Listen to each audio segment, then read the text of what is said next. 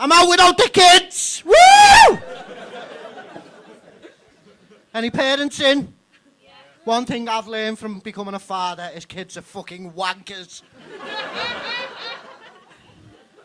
I was showering before this gig and my 8-year-old boy came in the bathroom, looked me up and down and asked me when he was going to get boobs.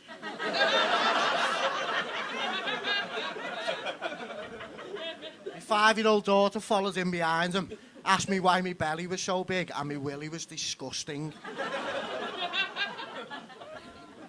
I find myself doing this a lot behind the heads, like round the house, or standing like that. Like, I could definitely lose them in Portugal.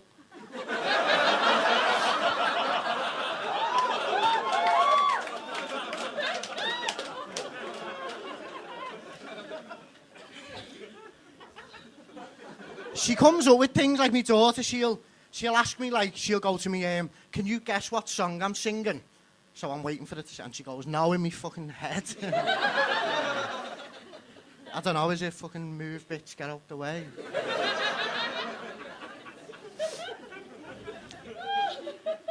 I do stand up, and I'm also in uni, so I can go, like, 13 days without a day off.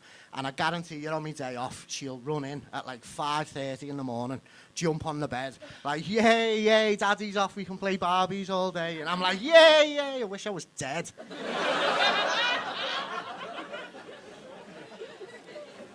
She's been asking me to teach her to play Monopoly, but the only Monopoly we've got in ours is the adult version. Now, trying to teach that to a 5-year-old was pretty stressful. I started getting like a twitch behind my left eye. I was getting that stressed out. I was like that. And I got a pain up my left arm. And I went, oh my God, I'm having a heart attack. And I was fucking glad.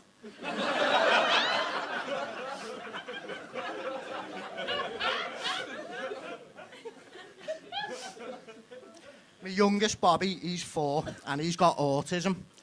We don't lock him in a cage or anything like that. Like, he's free range.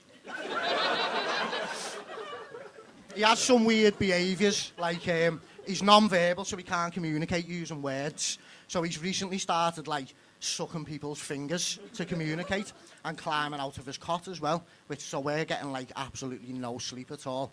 Now, his favourite thing's wrestling. Like, not watching wrestling, but physically wrestling strangers in public places. And we take him to a place called Sefton Park, because it's just got masses of fields where he can just run. And we took him there last week. And he got out of sight and he heard a little girl, like, crying. So I looked over and he was lying on top of this little girl. And I seen the dad, like, sprinting over. So I thought, oh my God, I'm going to get battered here in the middle of Sefton Park. So I ran over and in his defence I went, I'm sorry, he's severely autistic. And the guy went, oh, right, okay, and started getting, like, crayons and stuff out of the bag. And I was like, no, he's not fucking artistic. He's autistic. Are you fucking autistic? Yeah, the licking fingers thing, it's like, he's like him. He's he's personified, like the KFC slogan. Do you know what I mean? Like, finger licking good. Like, I don't know where this has come from, you know what I mean? Just before, Danny was talking about films like Forrest Gump, and I was dying to shout out, but I thought, no, this is a little joke here, right? I loved the film Forrest Gump until I had kids, and things started changing, and I started to see the film in, like, a different light. Right, that whole film is based around a saying his mum says to him as a child and growing up, which is, life is like a box of chocolates. You never know what you're going to get. Now, every box of chocolates I've ever bought has a little card in it that tells you exactly what you're going to fucking get. So I think the saying should be like, life is like a bag of Revels. You kind of know what you're getting, but then fucking raisins. Raisins are kids.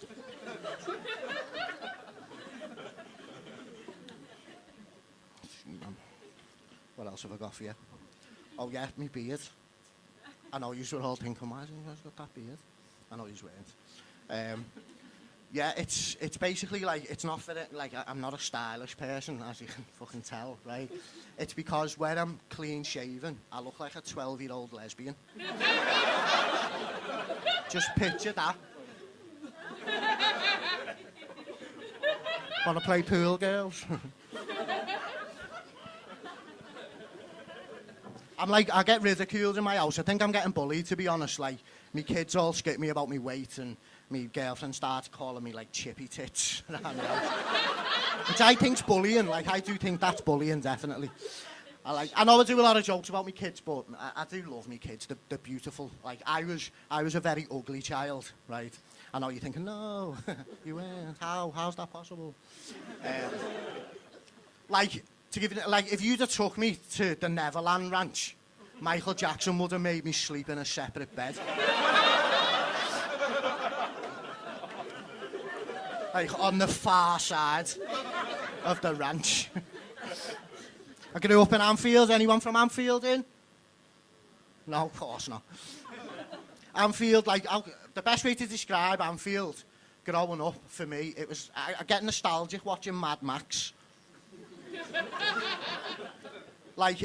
Most residents think mayo's spicy. I had a mate who moved in. Another thing as well, living in Anfield, like late 80s, early 90s, is no one had a dad. There was no dads. Like, I had two mates who didn't know their dad, and I used to get really resentful when I used to see other kids with the dads. And we had this lad move into our street, and he had really big sticky out ears. Now, back then, they didn't teach you, to love yourself and accept yourself for who you are. They'd take you to the nearest hospital, and they'd staple them to the side of your fucking head. Right? Now, this boy moved in and started playing with us, in the summer holidays, and he had them ears. He was off school for a few days, so I went to knock to make sure he was okay, and he come out, and I was like, oh, you've had the surgery done. And he was like, no, must have slept on them funny. Okay, mate. So we came for a sleepover, and about 1 o'clock in the morning, he woke in the middle of the night screaming. So I ran over, I was like, you all right, mate? Have your ears popped back out?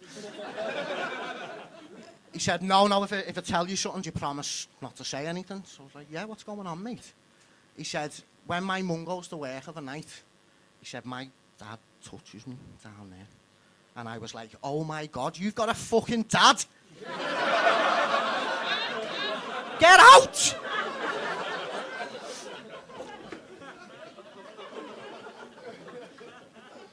Just ends on this, I work in mental health, and today, I thought I'd make some notes of the conversations I have with some of the residents. Okay.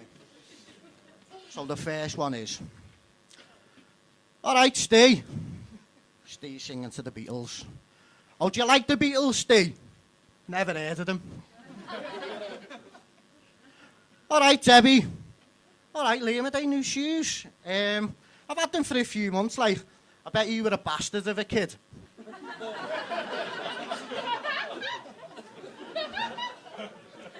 What's happening, Peter, mate? You okay?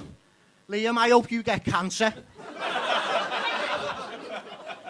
And when you're walking home from the doctors to tell your family, I hope it rains. Debbie again. Good afternoon, Debbie. How are you? My friend Billy has a 10-foot willy. He showed it to the girl next door. She thought it was a snake and hit it with a rake, and now it's only 4'4". That's inappropriate, Debbie. You're fat. Thank you.